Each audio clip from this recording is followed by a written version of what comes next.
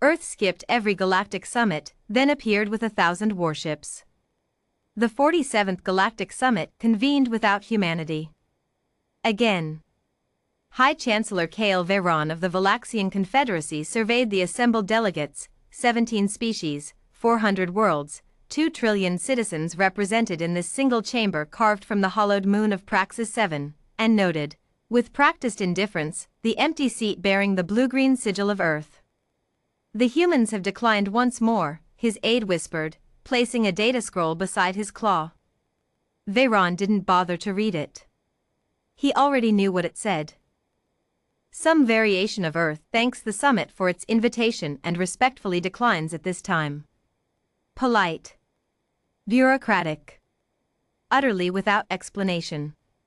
For 31 years, since first contact, humanity had done this.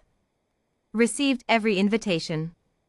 Responded to every diplomatic overture with courtesy and warmth. Traded fairly, honored every treaty, never provoked a single incident. And then, reliably, inexplicably, refused to join. "Perhaps they are afraid," suggested Ambassador Tura of the Sorkai hegemony, her bioluminescent frills flickering with amusement. A young species. Still finding their legs. Laughter rippled through the chamber. Polite laughter. Diplomatic laughter. Veyron did not laugh. Something about humanity had always made him uneasy in a way he could not name. The Devarath arrived on a Tuesday. Humanity called it Tuesday. The rest of the galaxy didn't have a Tuesday, but they learned the word quickly, because Tuesday, the 14th of March, 2387, was the day the Devarath swarm crossed the outer marker of explored space and began consuming everything in their path. The Devarath were not a civilization. They were an event. A biological catastrophe given faster-than-light capability.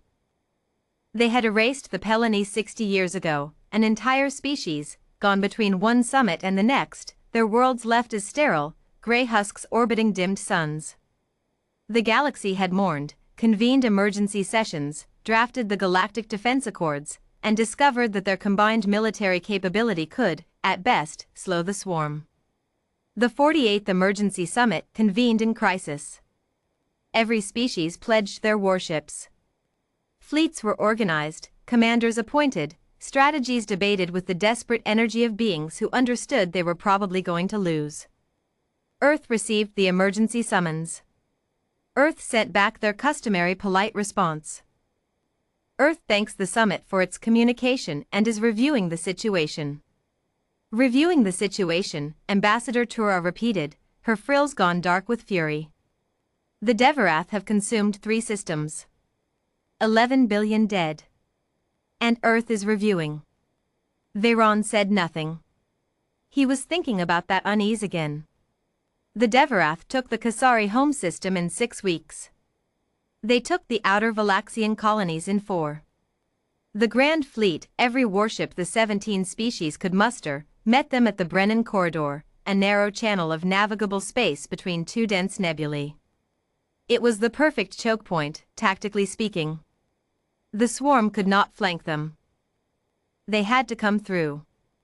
The Grand Fleet held for 9 days. Then the swarm adapted, as the swarm always adapted, and began to break through on the southern approach. Admiral Ten Vorisk, commanding the fleet, sent a final communication to the summit: "We are falling back. Recommend immediate evacuation of core worlds. It is over." He was preparing the retreat order when his communications officer looked up with an expression Vorisk had never seen on a Valaxian face before. "Admiral. There are ships coming through the corridor. Behind the swarm." Vorisk turned to his display. "How many?" A pause. "Sir, my instruments may be malfunctioning." "How many?" 1,240 ships. "Admiral, they are human. They came in formation." That was the first thing every surviving witness mentioned when they later gave their accounts, not the size, not the weapons, but the formation. Perfect. Geometric. 1,000 warships moving through the chaos of a losing battle with the unhurried precision of a machine that had been built for exactly this moment and had been waiting, patiently, for exactly this moment to arrive. At the head of the formation flew a vessel unlike anything in the galactic registry. Long and dark and vast, it bore the blue-green sigil of Earth on its hull, large enough to be read from 10,000 kilometers. Its commander opened a channel to the entire fleet. "This is Admiral Ethan Cross of the Earth Grand Fleet. We are assuming tactical command of this engagement. All Allied vessels, fall back to defensive positions and hold. We'll take it from here." The voice was calm. Almost bored. Admiral Vorisk, who had been composing what he believed was his final transmission, stared at his communication screen. Assuming tactical command? They cannot simply. "Sir," his officer said quietly, "look at the weapons signatures." Vorisk looked. He stopped talking. What followed was not, technically, a battle. Battles implied two sides with a meaningful chance of victory. What the human fleet did to the Devarath swarm at the Brennan corridor was closer to a demonstration. The kind a teacher gives when students have been struggling with a concept and the teacher finally, with infinite patience, decides to simply show them how it's done. The human weapons did not merely destroy Devarath units. They disrupted the swarm's coordination signals, something the galaxy's greatest scientific minds had theorized might be possible but had never achieved. Without coordination, the swarm fractured.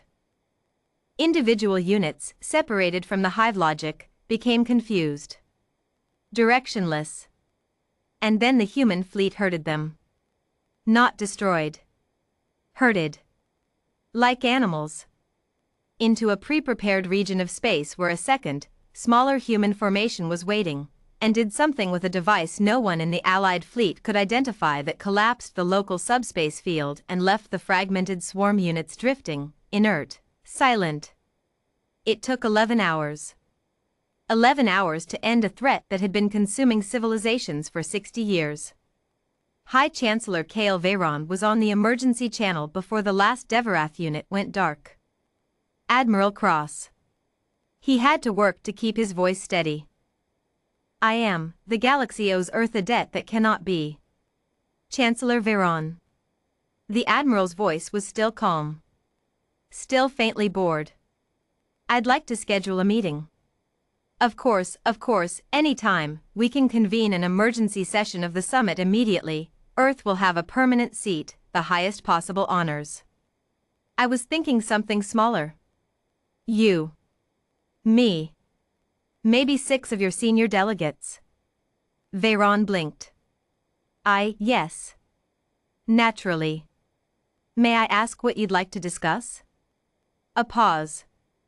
Just long enough to be deliberate. We've been watching the summit for 31 years, Admiral Cross said. We have some thoughts. The meeting took place aboard the human flagship, a choice that required every diplomatic instinct Veyron possessed to walk into calmly. Admiral Ethan Cross was not what Veyron expected. He was a compact man, gray-haired, with the kind of stillness that didn't come from peace but from absolute, total confidence. He sat across the conference table with no aides, no honor guard, and offered Veyron something called coffee, which Veyron accepted without knowing what it was.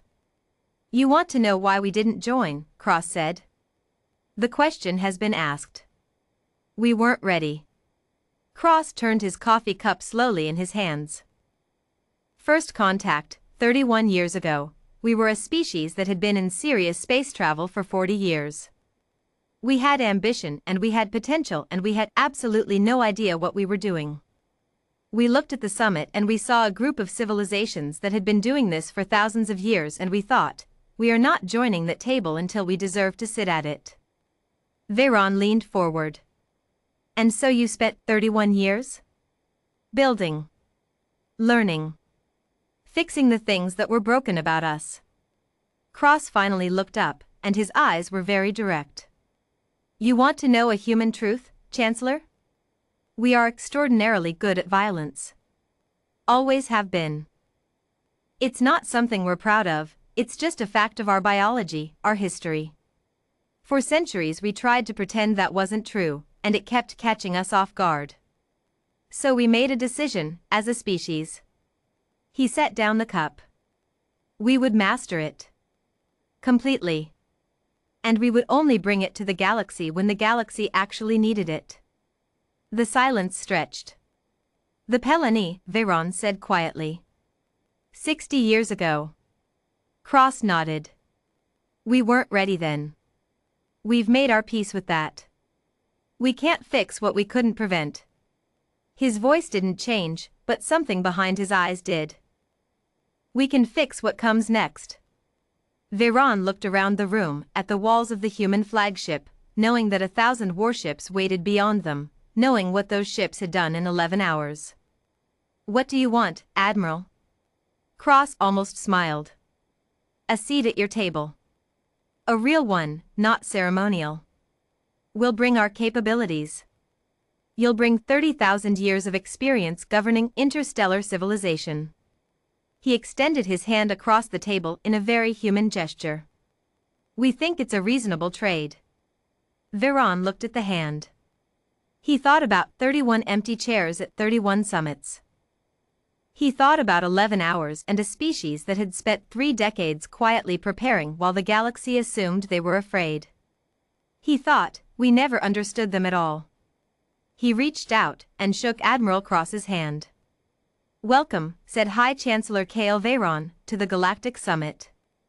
Outside, 1,000 human warships held their formation, patient and precise, waiting for whatever came next. They had always been waiting. They just wanted to be ready first.